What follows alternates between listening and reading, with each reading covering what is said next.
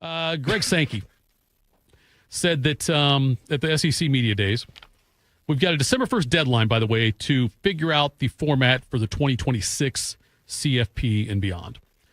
And December 26th? December 1st of this year.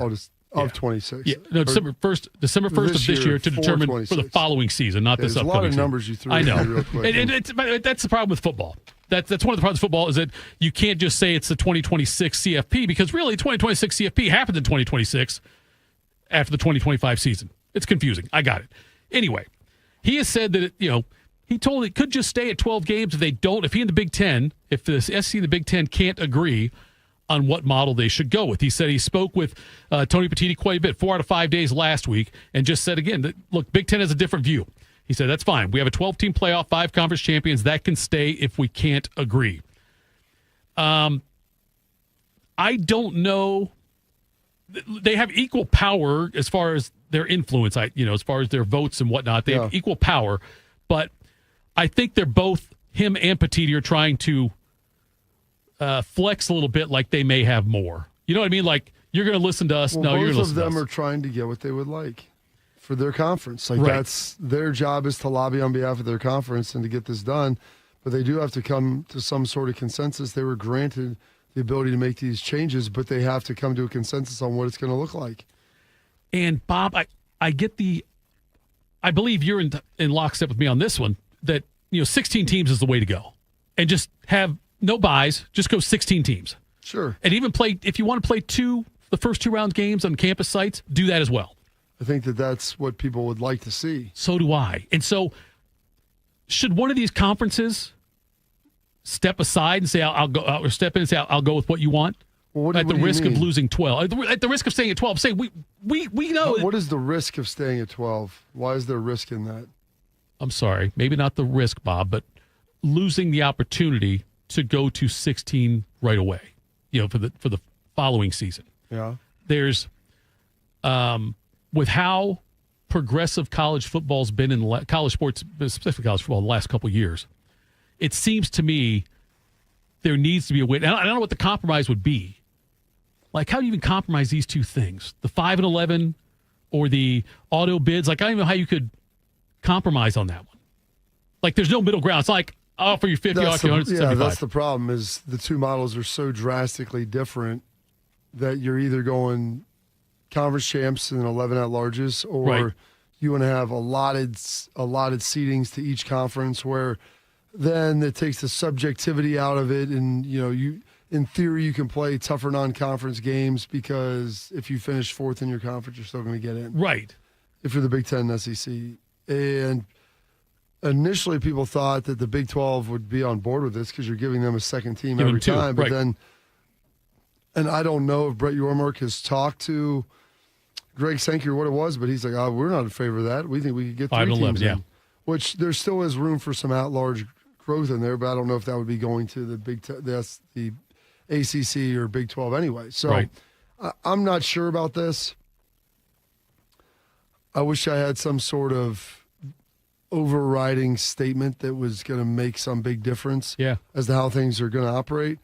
If they can't agree on it, stays at 12, like the world's not going to end. No, it's not. It's not. But I think but the fact that we agree, and I think most fans would agree, that 16 is the way to go. I never said 16 was the way to go. I don't like the buys, and I would prefer that everybody gets a home playoff site if you're one of the top teams. Now, getting a bye is great, but then you don't get a home game. Right. So you have to forego that. And, I think 16 would be nice. The last 4 teams I don't think are winning it anyway, so what does it matter? They probably aren't. You're right. They probably I aren't. actually think a lot of fans would push back on that, Tito. You think so? I think a lot of fans would be okay staying at 12. Really? At least for 5 years. There's your poll question, Bodie. Yeah, well, that's true. That's a good one.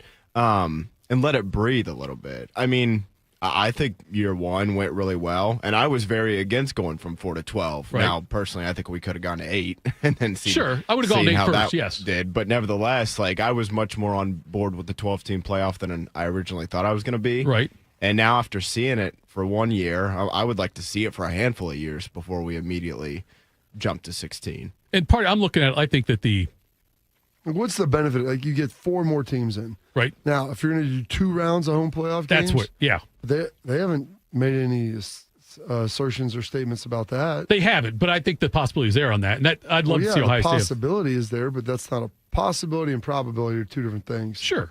And I would not define that as a probability at this point. I wonder if that would be the bargain when they're talking these two things. If one of them wants it, like say the SEC or whatever. Nobody's overtly said that, so I don't think that that's something that anybody's officially wanted.